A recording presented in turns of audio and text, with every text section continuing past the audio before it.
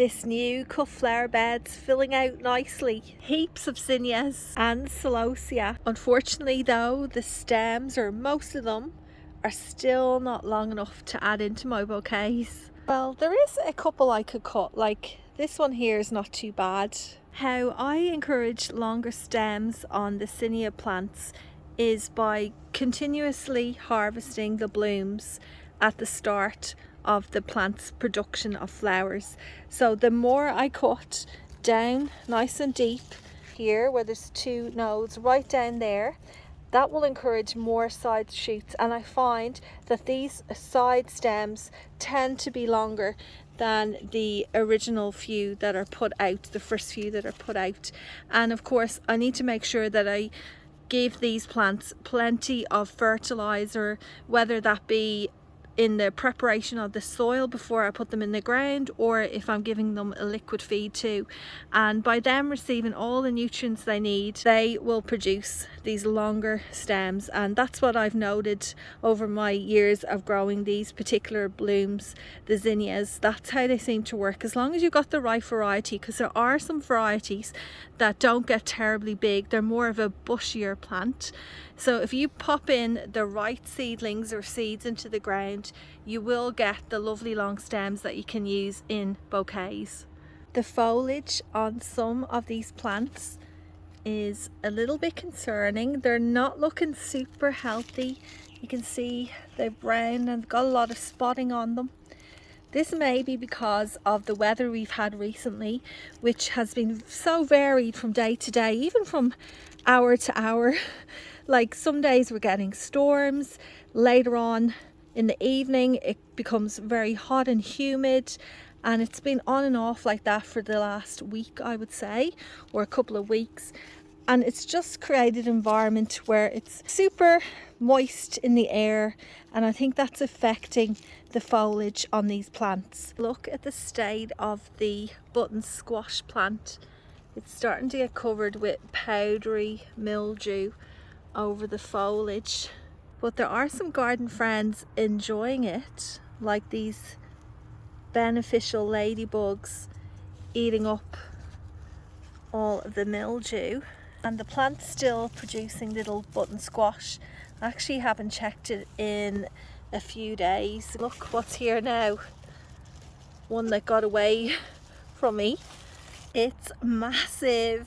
So for comparison, this is roughly the size I like to pick them when they're young and tender. When they get large like this one, they tend to be tougher and more fibrous. There are a few more differences between these two. One being, for example, in here the seeds are quite large now, mature.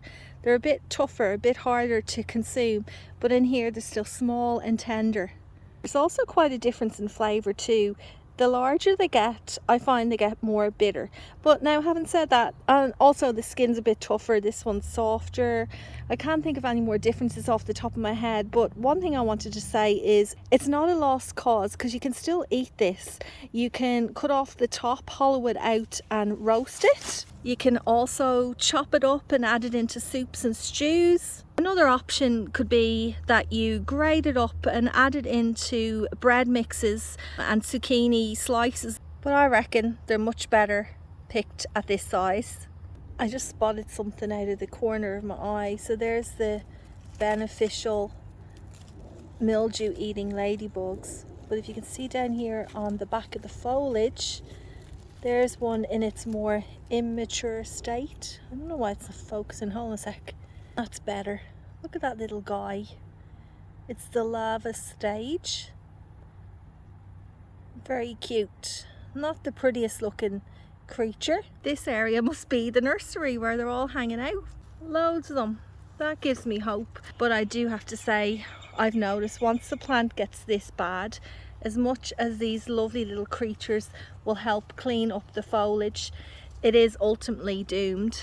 I mean, I've tried the milk spray and the other various solutions for trying to make the plant healthier again, but I just think the best thing to do is succession plant, pop in some new seedlings and let this one just finish its course.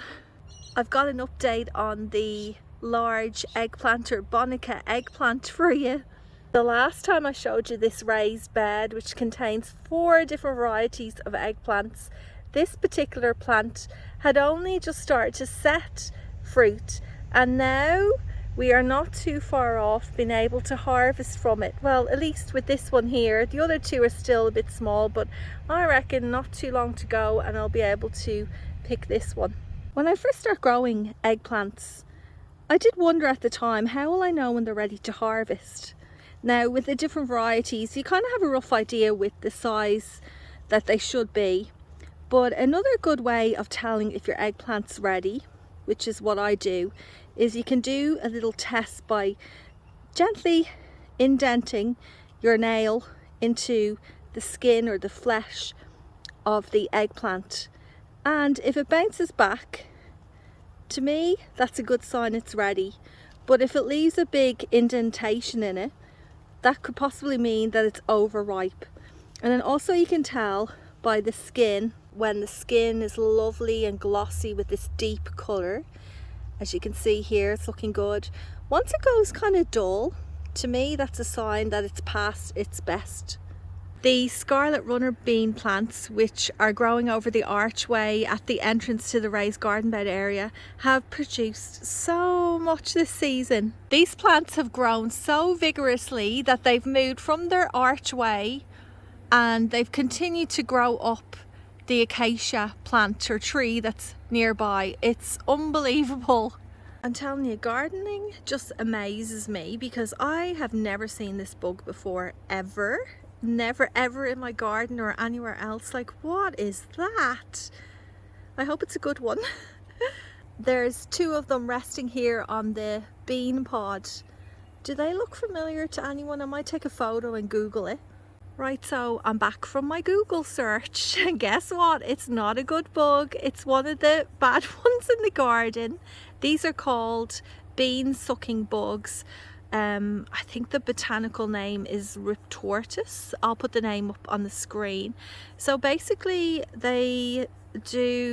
they do is they suck the sap out of the plant, the stems, the pods and the beans. So that's probably what these 2 guys are currently doing, feasting on my beloved scarlet runner beans. And these are actually a pest here in Australia. Now, there's a few ways of trying to get rid of them. You can encourage beneficial bugs like wasps. You can also hand pick them. I don't want to hand pick these. Maybe I'm gonna have to, I don't know. And then also you can use neem oil. I'm gonna leave these little delights here for the moment because there was something I wanted to show you that's on this plant. I've got one of the pods that's dried out and I thought, let's crack this open and check out the beans inside.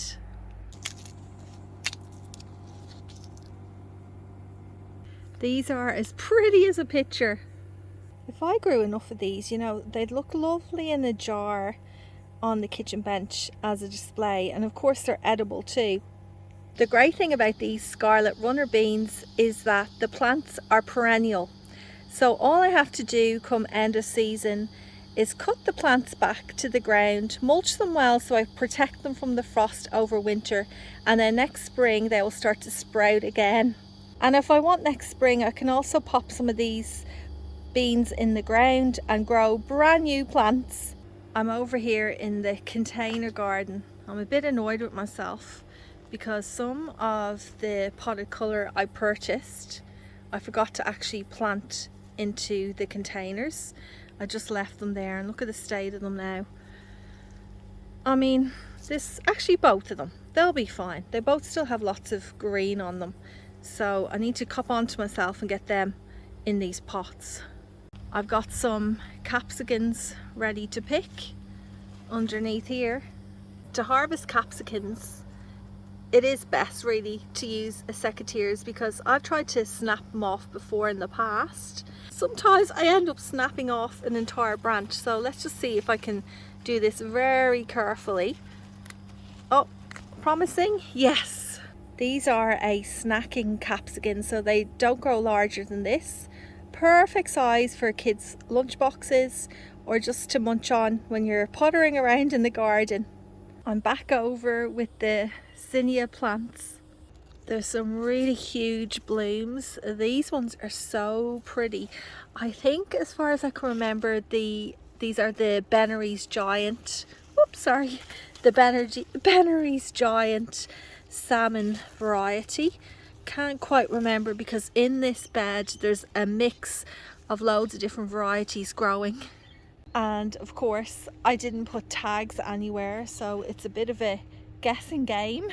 With only a couple of weeks to go until Valentine's Day, I'm hoping that I get lots more of these red flowers blooming over the next week or so that I have plenty to add into those romantic Valentine's bouquets.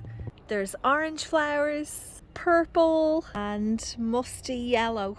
I think I'll pick a few of these flowers to make a little bouquet for the kitchen table. I'm so pleased with how this turned out. So I've got the celosia stems on the outside, and in the center here got the lovely zinnias. One variety from a couple of plants.